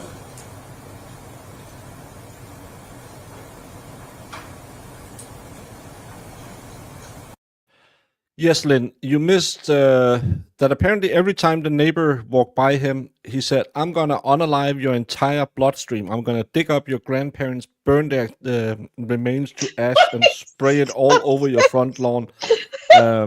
I will find out which country you originated from, and I will wage war on that country, which made him feel slightly nervous.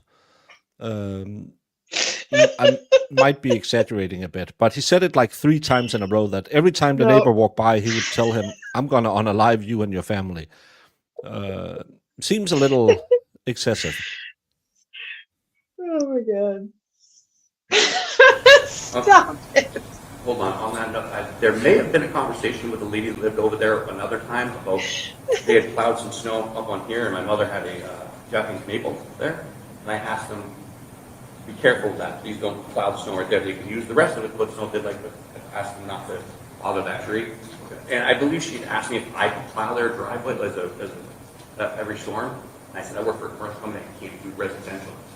However, I mean, if you asked, I was probably open at the end of the driveway for you, but I can't make it an attack.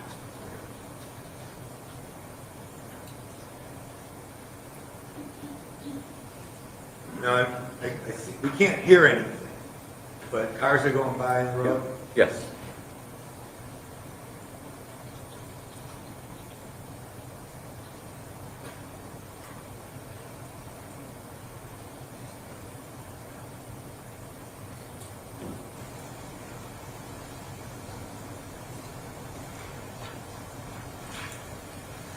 Now you see I've turned around, I've had my plow bead, and I'm coming to grab whatever's spilled out of the side of the plow on the sidewalk and make a small banking right there at the telephone pole.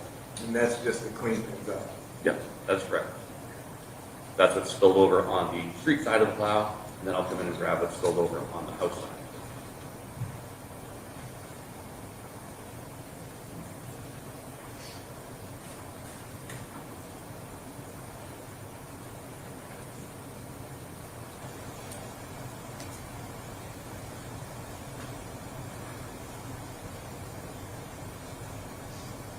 Can we stop it for a second?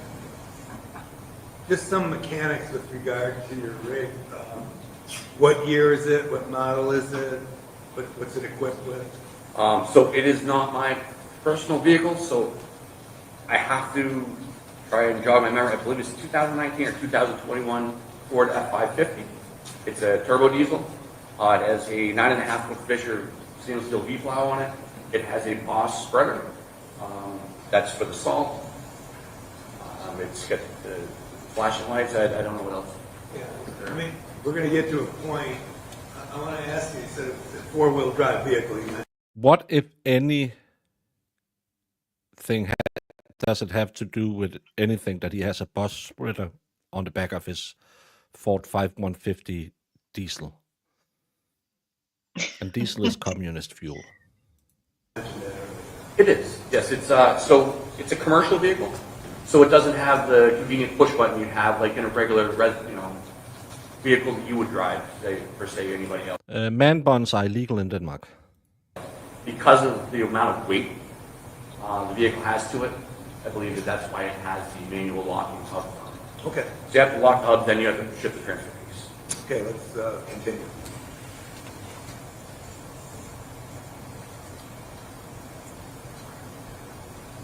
In here, I'm trying to clean up. Over. That's the telephone pole. Again, I'm not reaching the telephone pole with the plow.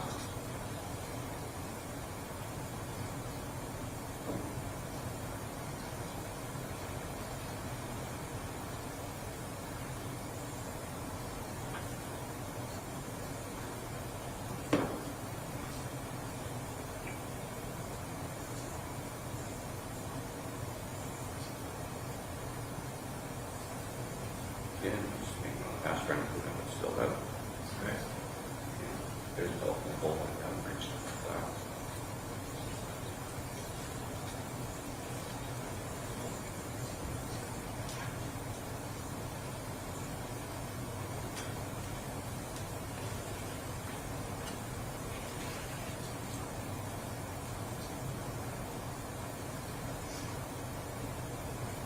Now I'm coming in closer to the landscaping, try and get what's on the sidewalk, keep it clean. Again, I haven't been past the telephone pole.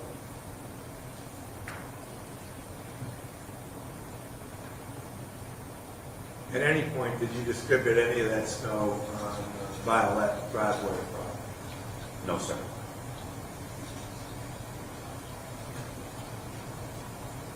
Here I am, opening the door. Okay, if we can stop right there. You're opening the door, what's the reason we can stop right there? The reason is I'm going out to engage the hubs so I can put it in four-wheel drive. As I mentioned earlier, my boss has called and asked me to go and put an application in for it, so I had no salt in the vehicle. Typically, we keep our salt full so that you use the weight of the vehicle to push the snow and you're not being hard on the equipment. The weight of the vehicle will do most work for you, as opposed to if you have like a half-ton truck or three-quarter-ton truck, you really need to put some effort into moving this. But a vehicle that size with all the weight in the back, it effortlessly pushes. So I'm getting ready to back drag my driveway without any weight in the back. The wheels are just going to spin there. So when I put in four-wheel drive, I'm able to move that weight back, the snow backwards, without having the weight in the back. Okay, so it was your intention then to lock the hubs, right? That's correct. And then you were going to continue on with some plowing. That's correct. And what plowing was it your intent to continue doing? At this point, once I had the hub locked, my intent was to go into my driveway, approximately a vehicle length or more, and back drag it out, and then bank it up over onto 39, the grass at 39. Again, pull forward almost to the garage, back drag that back out to the sidewalk, push it to 39, and then do that also by the fence. Again, a small back drag, and then the rest of the back drag, and bank it to 39. Right. Then, I assume, then call it a night. Yes, then go in and go to sleep fine. Okay, and before we start it up again, we see an individual in the driveway. Did you notice the individual at that point in time when you were getting out of the truck? When I was getting out of the truck, I did not notice anything. And can you tell the jury, why don't we roll it? Why don't you tell the jury when you first... They had an argument yesterday that we couldn't hear about victims not testifying, but I don't know what, if any, came from it. noticed this incident? From this video, I'm not exactly sure when, but I obviously kneeled down to walk. I don't pause it for a moment. You know, So I don't believe I've seen him at this point because I wouldn't have kneeled down to my hub to lock the hub if I would have seen an individual approaching, especially after the interaction in October, November. So I'm going to have to make an assumption. I don't know for sure, but at this point I don't believe I've noticed him because I would have kept my eyes on him. how did it come to your attention that somebody was approaching? When I stood up, I noticed there was a gentleman approaching me. Were you up right there? No, it looks to me that I'm still bent down locking the hub. Okay, how do we continue? I'm standing up now. Okay, hold it. And that would have been the initial confrontation. Yeah, it looks like I did bend back down. Again, trying to keep up with how it's playing. But he has not approached me yet. He's still working towards me. Okay, now I've stood back up. Okay. Were you surprised to see him? I was very surprised. Had you done anything to cause him any agitation prior to that confrontation? No, sir. I had not had any interaction with that evening at all. When he came right up to you, can you tell the jury if he said anything to you? He said, if you put any stone in front of my house, I'll fucking kill you and your family. Did that make any sense to you at all? This is a good Christian channel if you can keep the F words down. No, it did not. I had not moved any stone. Now, we've been talking, and we've seen this video a few times, and we're trying to describe just how close he was. We're going to have other videos. Can you describe to the jury how close he was to you? When he made his initial approach to me, he was finding a resting spot with his nose up against my face. I mean, I'm going to walk up to you, and you tell me when to stop. Okay. Got it? Absolutely. I'm walking.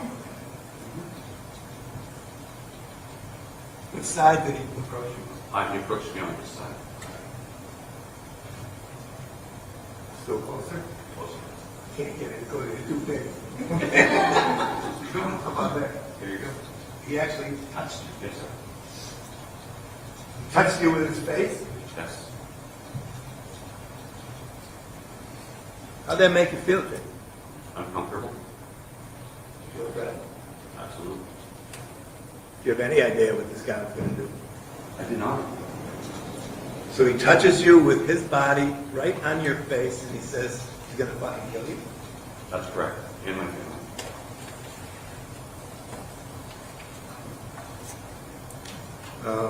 Did this give you a little flashback of October or November? It, Objection. Again, while this was going on, was your daughter with you? She was. And where was she? She was in the passenger seat. She was staying in the truck, from what you know? I believe so, yes. All right. So this guy's up against you, literally, flesh on flesh, right? And is he calmly saying things, or what's his tone of voice? No, he's extremely agitated. He's yelling at me. He repeated himself again. If you put snow in front of my yard, I'll fucking kill you and your family. Again, did that make any sense at all? It didn't. I was frozen. I didn't know what to think. I was confused by this. Now, there's been testimony, of course, we're going to get to some points here in your testimony, that you were carrying a firearm. That is correct. And is that typical of you in certain situations, or what's the deal? It is behind Home Depot where we park the vehicles and we grab our salt. I had an altercation earlier that year where a gentleman came out of nowhere, approached me as I was getting in the vehicle. He burned his machete, and I was able to move away from him. We did call the police. Did they say machete? Machete came into the play. Machete. Why didn't the victim testify? We don't know.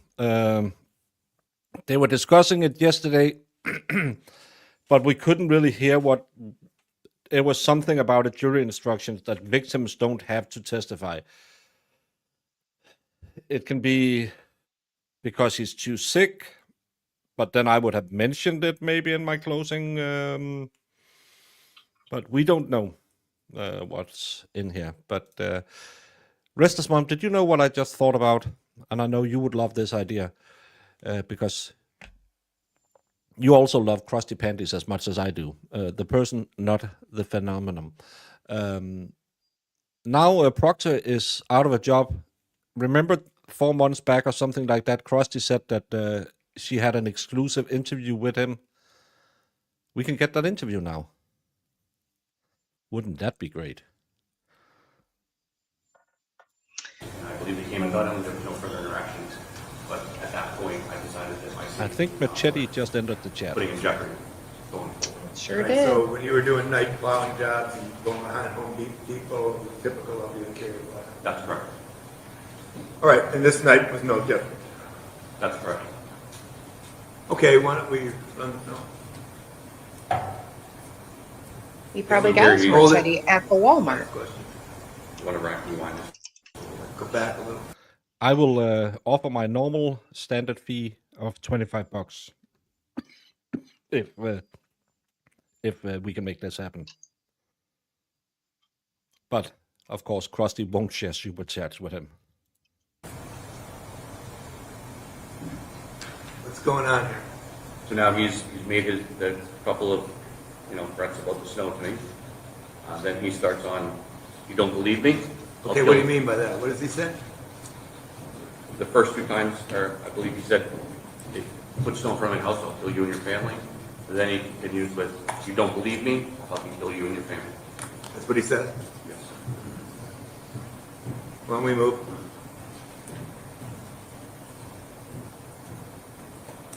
How many times does he approach you like that? Hold on. It could be her biggest stream ever, Is he saying the same stuff attracting over and He over? is. tens of people. How's that making you feel here? I'm still frozen. I wasn't sure I didn't feel comfortable. I felt like he was enraged. I felt like he was going to harm me and my family. But this time I was hoping that. Why don't we go? Oh, hold it. boy. Is that another interaction? That was another interaction where he came right up to my face, nose to face, and threatened to kill me and my family. Did that have anything to do with snow at the time, or was he just threatening? Not after the first time or two. He came just, "You don't believe me? I'll kill you and your family." The snow was no longer a fact. Now it was just, he was angry. He wanted to hurt me and my family. Why don't we go? Okay, he's backing off here, He is. and he stopped. He did. Now what happened? Now he's pointing at me. What's he saying? He's saying, "I'm going to kill you and your family." Stop. You don't fucking believe me? Okay. Now what's going on? in your head? He's approaching me again, telling me that he's going to kill me and my family. You believe in him? I am now. All right, why don't we run it? Okay, is that when you approach him? Yeah, I think you should probably go back, yeah. Yeah, why don't we go back? Start there. So now he's approaching me again. Now I've decided the threat is real. Instead of going home, he's now approaching me again. I drew my firearm and I fired at him. All right. Did you even know, let's get straight with it. Did you even aim or anything like that? To the best of my ability, I aimed at the object coming at me. The person I choose, yeah, big person. Yeah. All right. And what do you see after you fire that first shot? I see him go down. We should start it up. And then what? Hold it. Then I see there was a pause, kind of surprised by the whole thing that happened, you know. I kind of blanked out when I fired the first shot. Then it was like a flash of TV, the TV goes up, comes back on. I saw him getting up, heading towards my front steps, and then I fired again. Now, there's been some question as to how many shots you fired and so forth. And we played this video, we've played videos in slow motion and everything else. Yes, Would you agree things happened fairly quickly? it happened extremely quickly. Can you tell the jury if you even remember pulling the trigger 5 more times? I don't remember pulling the trigger the first time, and I don't remember hearing a gunshot. Any of them. But I mean, obviously, you know you used the firearm. Yes. How did you come to the conclusion that 5 shots? I say we let this guy off via the needed a good unaliving defense. Testimony is irrelevant. How else are you going to get rid of a nuisance neighbor? Well, Well, Jamie has her dogs for that problem. yeah, sick 'em. I don't know. What do you think about this guy so far? I find him less than trustworthy. I believe it went fast and everything, but I still Mm-hmm. I don't remember hearing anything about a machete at any point. So I feel like they were trying to keep that out a lot, but yeah. yeah, but no machete was found at the scene. No, this was a prior incident, he said. Oh, it's a prior incident. Okay.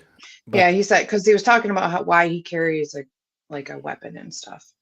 And oh, he was talking about a prior incident that he was getting the truck ready and somebody came up to him. oh, I don't. It was a different guy with the machete. Well, I just heard machete and I was happy. I know. It's I love crossovers in cases. I don't find, again, my biggest problem is the 5 in the back. And even if he says, well, he was trying to get up again, and I would have objected about 10 times so far for leading. Right. 6 shots were fired. I know that there was one in the chamber, 5 in the magazine, and when I was done, the slide was jacked, which would indicate that the firearm was empty. Okay. And that tipped you off that you had emptied it? That is correct. Why don't we What? play Squirrel? a little bit here?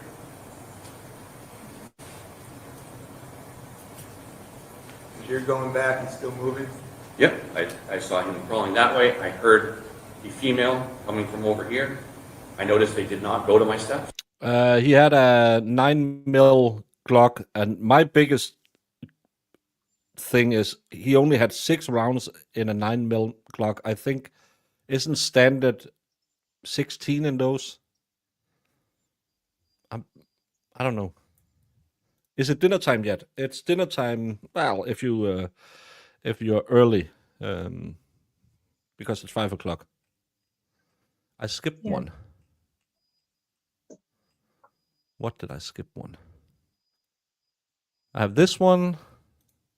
You have this ratio of someone who is horrifically late for the salt shit fund. Don't think I've skipped one.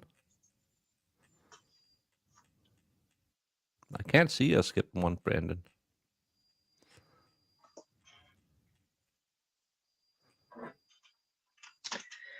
Did you go to the can and I read it while you were at the can?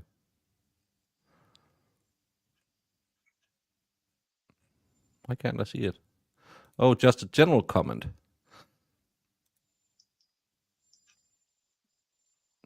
I'll look for it. So at this time, I pay attention to what they're doing. They see another female coming. I go back to the truck to check on my daughter. So you check on your daughter, and then what do you do? Check on my daughter. I'm trying to process what's all just happened. I get in the truck. Walk in. I said, "I'm sorry. You have to see that." She said, "No, you're just protecting me." I go to put the truck in drive mode into the driveway. She says to me, "What are you doing?" And I made a poor joke. Should we run? As I was driving. Yeah, that's a pretty bold joke. It was an ill-placed joke, but I was kind of in shock and guess I'm using something to lighten the situation best. Why don't we stop it, and why don't you resume the witness? Counsel, just so the record's clear, I know that Figure out all, which one is good. I know all three of these videos are all contained That's one on of the super two, I believe. It's two states, two that we're utilizing. And this is the video This will shot from 43 Summer Street. It'll indicate Oh, 43. about Marissa's crusty Just want to make panties. that clear for the record. That's the tricky part with all three videos. Yeah, it's on one exhibit. When you get back there, it'll be one flash drive. Thank you. And then there'll be three of them. Thank you, Jim. I found it. So you get back into your I driveway, love some cheetah panties. and what do you do there? Have you seen I Road get back Trip? in my driveway. Again, when I got back in the truck, I ejected the magazine from the firearm, put them both on my dash. Oh, yeah, it could be one of those baby Glocks. But I couldn't, because I have a friend in Delaware who's a police officer, and she has a baby Glock. And you, as a man, it's really hard to palm that because I don't have big hands. Sorry, ladies.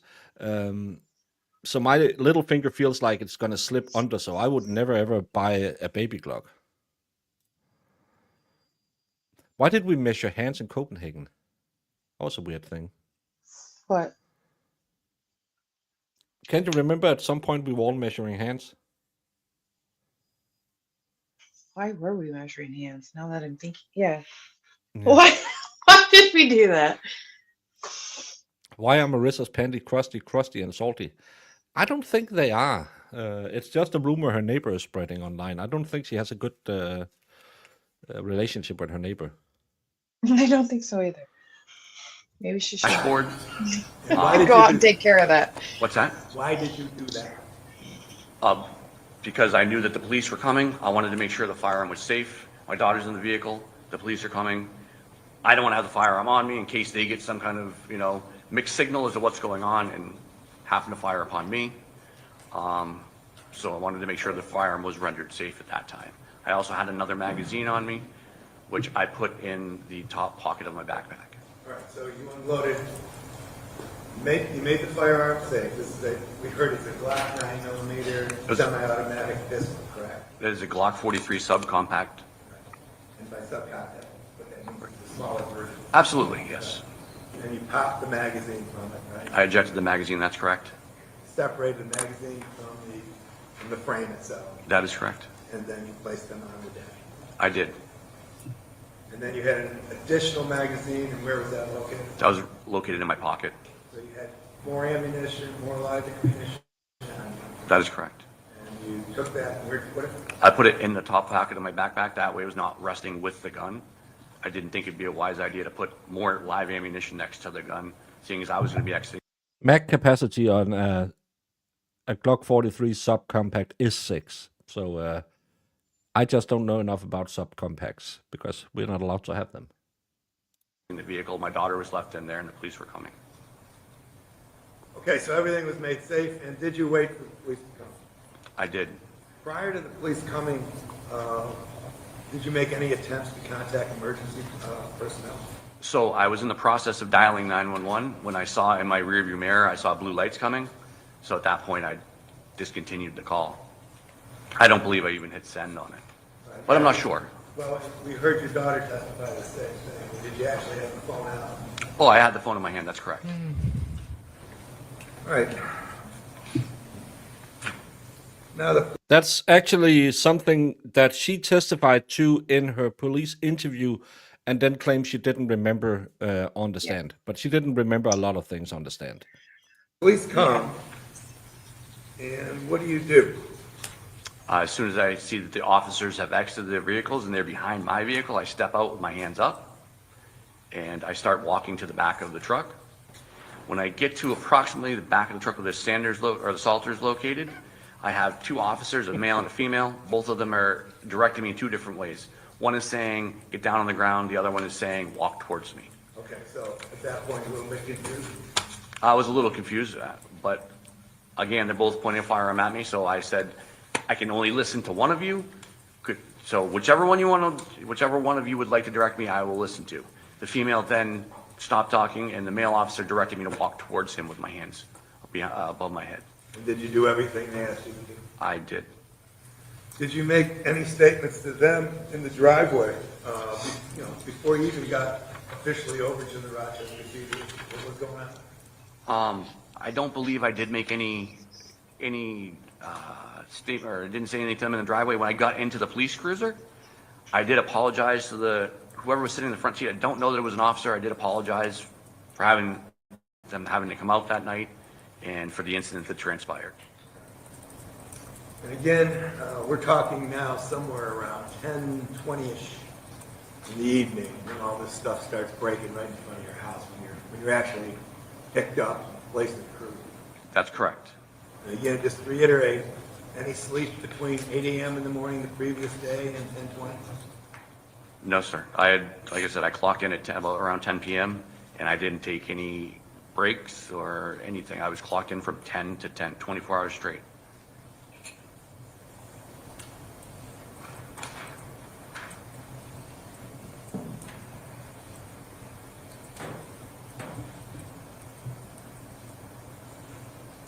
Now, the jury saw a film clip that we introduced, the video, that would have shown you being processed or actually transported to the Rochester Police Department. That is correct. You remember that, right?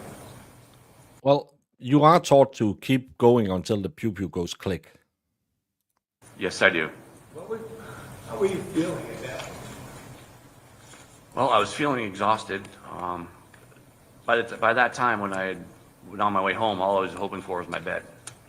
When you work that long, you start getting to the point where all you're thinking about is getting to a point to lay down. So I was exhausted, and I was definitely a little frustrated that I wasn't going to lay down.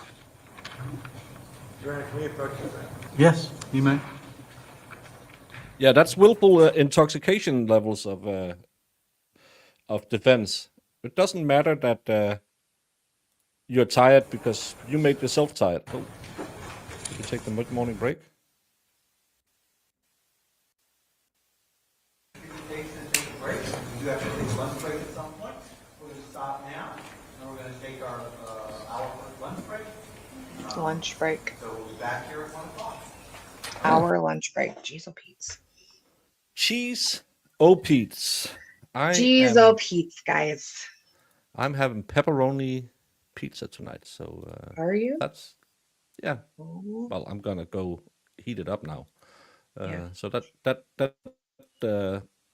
a little bit like cheese O-Pete's. Should I put words on screen on and then switch over when we come back? Should I do that to make Sue happy? You have to ask her. I don't talk to Sue. You guys want to play words on screen? Or do you just want him to end it? Jamie, that's a little... It's just because we haven't been going more than 2 hours, so I can do it without getting over that 4-hour thing that the YouTube doesn't like. So I think we're gonna do the white on screen. If it works today, let's test it out. Share this instead. And then Zach dropped his pants, grabbed his ankle, and said, "Do your worst." And I had a T-girl start blasting. Oh Thank you for that mental image just before I'm gonna go make my dinner, Brendan.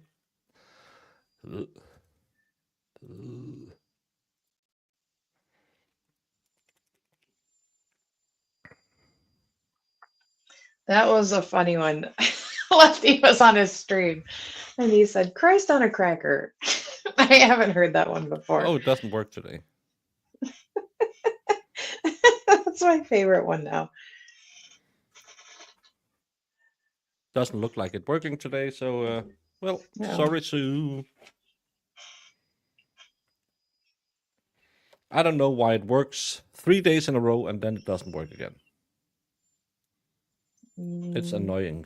Maybe it's you. People ask why I think you're mean. Kidding. Try again. Well, normally when I try again, nothing happens.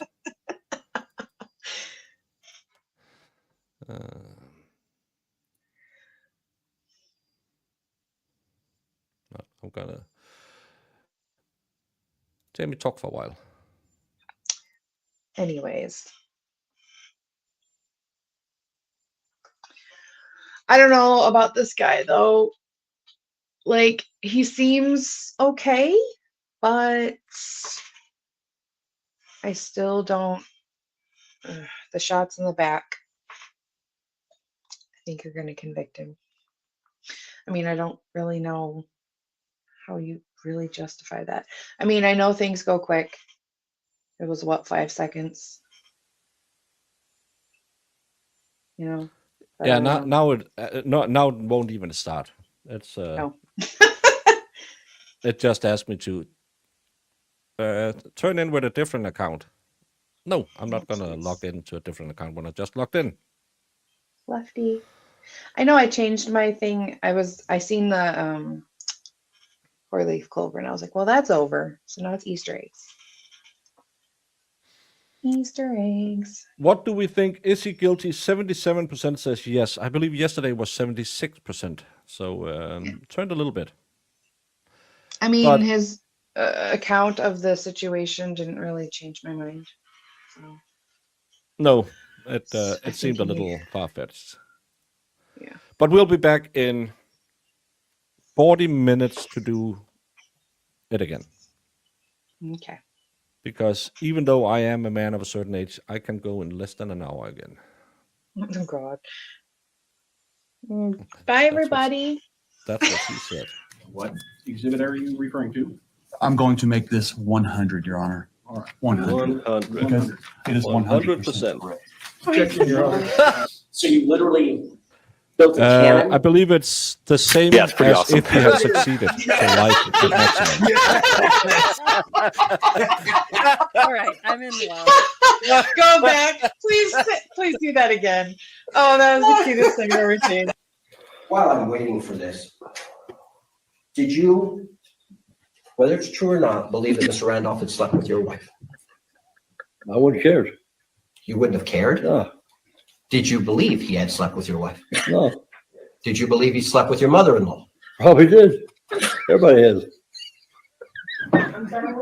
So there